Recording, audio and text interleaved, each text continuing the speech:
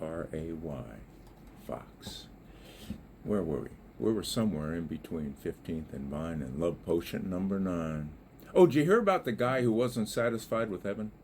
Well, this guy, he dies and he goes to heaven. And after a while, he realizes it's not cracked up to everything it's supposed to be. So one day, he goes to God and says, "I'm suing you, God." And he looks at him directly in the eye as he says it. And God pokes him back and says, "Good luck finding a lawyer here." Oh, listen, in the very heart of what is divine, the Spirit, yes, the translucent presence, sitting unburdened, unbowed, amidst the grand swirling windstorm at dusk, where the sky cracks open a vibrant bruise of orange and violet, in the ancient dust of stars dancing on the current of air.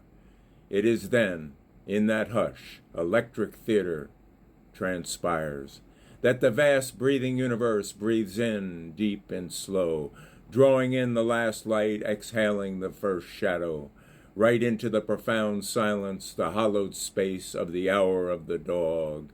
Air vibrates with invisible hums, cosmic sighs, and planetary thrumming. And though this divine breath, with its eternal pulse, is comprehended in the whole arc and the grand journey, from the very alpha and omega of all things seen and unseen, from the raw, unapologetic, glorious moment of its first slap on the butt, a cry into the light, a fresh, quivering newness bursts forth uncontained to the silent, slow unfurling eons, this endless, rhythmatic inhaling and exhaling. Existence is vapors, a mist of being, a cloud of becoming. Each particle of dust, each galaxy, each whisper, a part of the same great sigh. Oh, joy of this breath, and the wonder of this unceasing flow.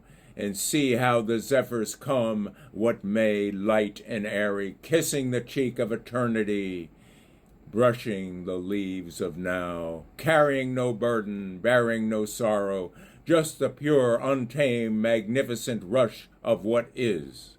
And it finds its home in the aesthetic root, deep in the heart of the tree of vitality, the ancient, evergreen pillar reaching for heaven.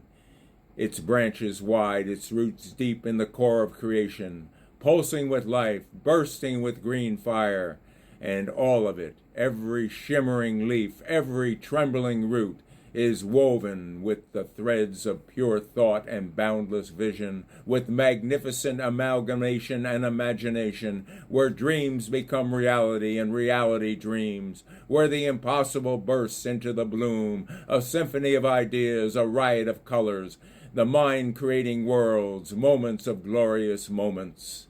Yes, and behold the miracle of joyful paradox. For thus Lazarus rose before the fall, not from death, not from the slumber of sorrow, but from the very wellspring of pure being, arising in joyful wakening to wisdom, before the shadow of limitation every dared touch to the soul.